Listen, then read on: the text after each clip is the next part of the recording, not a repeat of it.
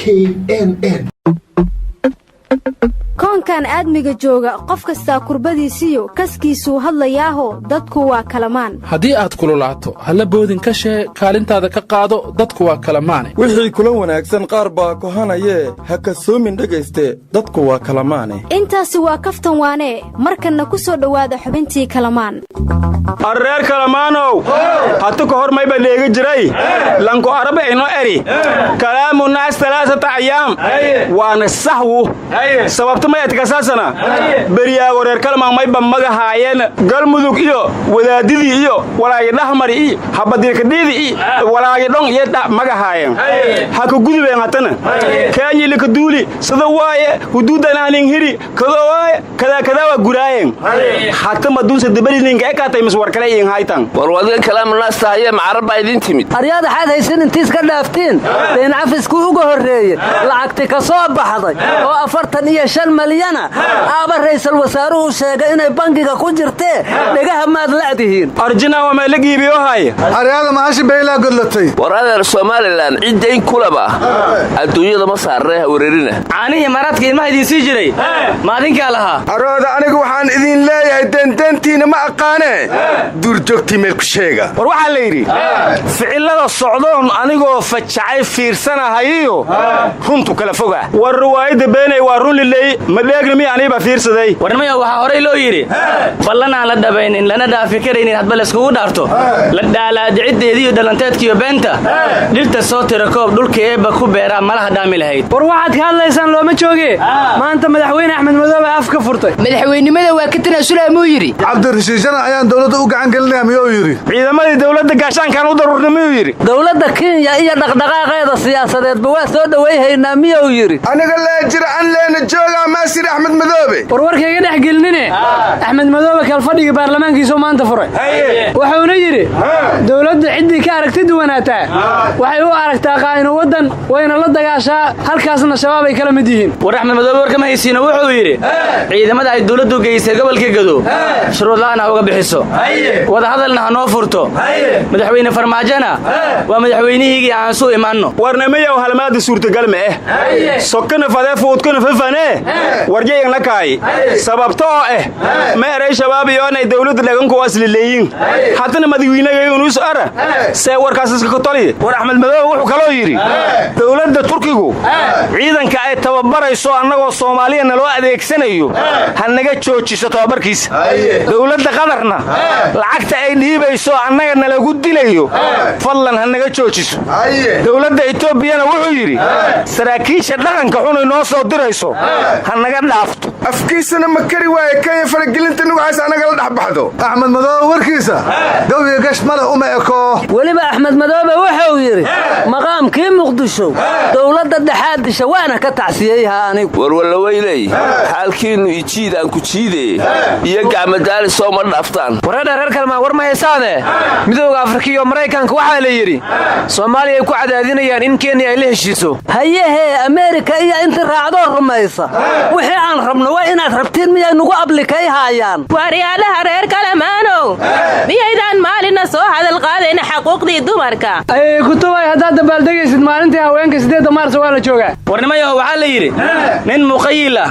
ayaa wuxuu maqlay in Soomaaliya deyntii laga cafiyay markaas wuxuu tagay islaan qaad gada oo deyn badan ku lahayd wuxuuna ku yiri ma maqashay warkan degdega markaas ay ugu jawaabtay war hay dambeeyay deyntan kugu lahaa gacanta igu shub wuxuuna yiri wax lacag ah oo adigu leedahay ma lahan oo deyntii Soomaaliya dhan waa laga cafiyay anigana Soomaali baan ahay arxa aniga deyn laygu leeyahay sidaan fudud mana iiga cafismayso anay igu ray lahayd arintaanu warmay warmeesane waa ka dhacsantiine waxa la hadlayaa kulanka weyn ee kooxaha kubadda cagta Manchester City iyo Manchester United war hadal hambaloon in ka sheegday aan dhafoorada hiirin ba ku naxsanaana war ma haystiine shirkii madaxweyne dani ku baaqay toddobaad ka dhiman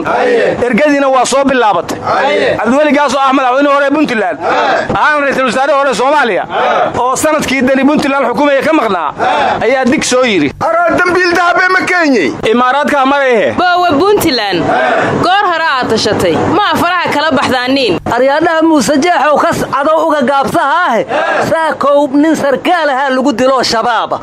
dowladdaanyuna waxay tidhi amiirkii abaanduulaha u ahay shabaab aan ka takhallusnay warnimanduusin sheegasan halhab war emik runsidow sababtoo ee amiira dilnisiin lahaayeen aladheeraba telefishin jooha ka hadalahay arooda dowlada shabaab ma dishee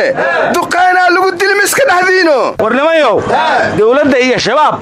maxaa ka dhexeeya anugu waa garan waaye warnimayow maalin walba haddii amiir la dilo yaa wiilasha soo dira aryadhaha ma waadan maqli jirina nin bashaar ha qaatiyo hub iyo shaabad gooniyahe shayddaanba shayddaanka kale wow shan togayaahe shaki male inay lama shabaab wada shaqeeyaan warwar ma haysiina abiy axmed wuxuu yidhi dagaalkii soomaaliya dagaalka soo bilowday waana ka adkaanoo yidhi xisaab qaldan bay isku dhufteen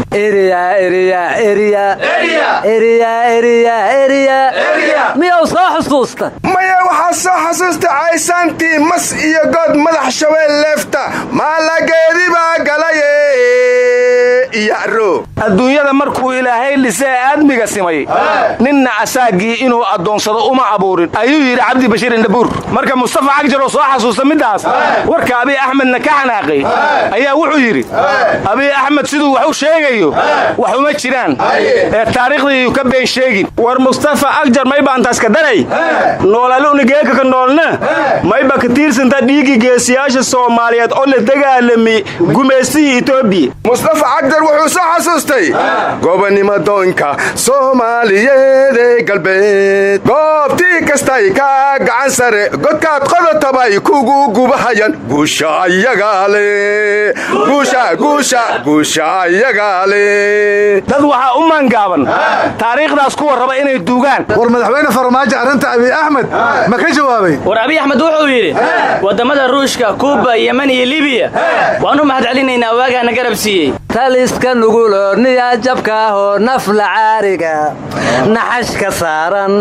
naxashka saaranoo miyaa la ilaabay nabadii wanaagii waa adiga naceenu hanoogina maad tidhaahdaan wareena waxaa la yidhi geel waa kaannaga wax ku faanuu waaye ilaa hadda dowladda soomaaliya kama hadlin miya arrintaas soomaalida hasheedii surka alifka ku lahayd ninkiisidigiis yidhiyow kaa siisan maynee labadeenna seefood waa tii saawir noqota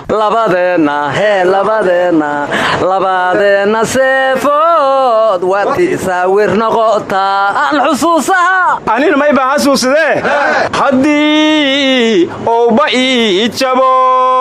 mahaweesta boode haamboosa yaan laga toline warwar ma haysiine wadaadadii dhuusamareeb ka tegey waa kuwii garowga isugu tegey kadibna shirib hore oo si kale loo bedelay reer dhuusamareebeed u tiriyeen waxayna dhaheen haddaad ka guursay galgaduud garowga goofma kuugu yaal hayehe arrintaas macallin maxamuud xaw uga jawaabahe war ani may dhaydiga jiray malaag muude ma marooraw maalinka may gaala ino meelaha kagashan sida doone reedka dambantaa ka foori ridoonna garoowe xoogkaa soo guurma galmudug guulka keenima garoowe xoogkaa soo guurma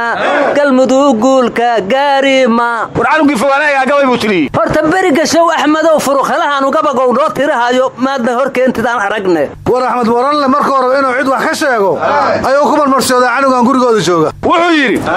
ma dariiqii xamar dadka lagu dilo dib in loo dhisaba qola diidanee dabku shidatay baa difaac loo la'yahay ciidankii dalkuna ma diyaarad bay degaan nabad ahaa ugu duulayaan war olagu sigaa may baan sheegase geed sarwaabyaal waaye dadkaasale ka eridheh aryadhaha waddadii u dhaxaysa xamar iyo afgooye minaan la dhisaynoo tabar lagu difaaca la waaye dadka maa loo furo heesaga hadaafaane war madila abuurka dambe koy furo leeyin ana goradayna mantun war kuwii muqdisho ku yeeloo la deeca tiray ayaa dhagax la dhigay xumbaal saasay ahayd war waddada afgooye habeenkiiaa la soo maraa maalintiina dadka waa ka xidhan tahay war hamiinkii dadka hamarow jeeb jooko marahayaan furaa lix miya war waddooyinkiinu qabaqawseenba war furaagi lii aliska aarafay furu afar ee ka dambooyi anigu fura 8 aan ku shaqaynayaa weligay aabbahayna ku shaqayn jiray kutubay gurigan iyo siyeed maarsa ka aado ku soo naqamaysidoo saddexdaadiyaan faraha kuu galaa cambaraanna hadda ka hor ku kala tagna sidaan oo kale war dumarkaa 8 maarso lagama celi karee cabdullow reerka hadumin waa ku xila beel meesha oo ida 8 maarso qoondada haweenka may ka mid tahayne war maalintan haweenka ayaa u sharciyeeyey qaramada midoobaa u qoondayde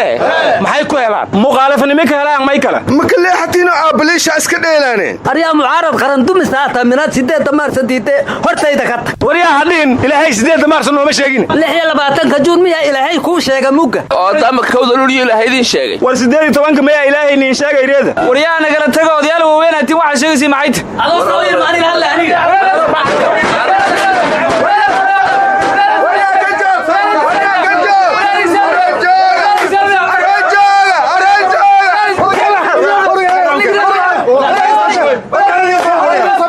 naga taga tawfiiqda alla idin waafajiye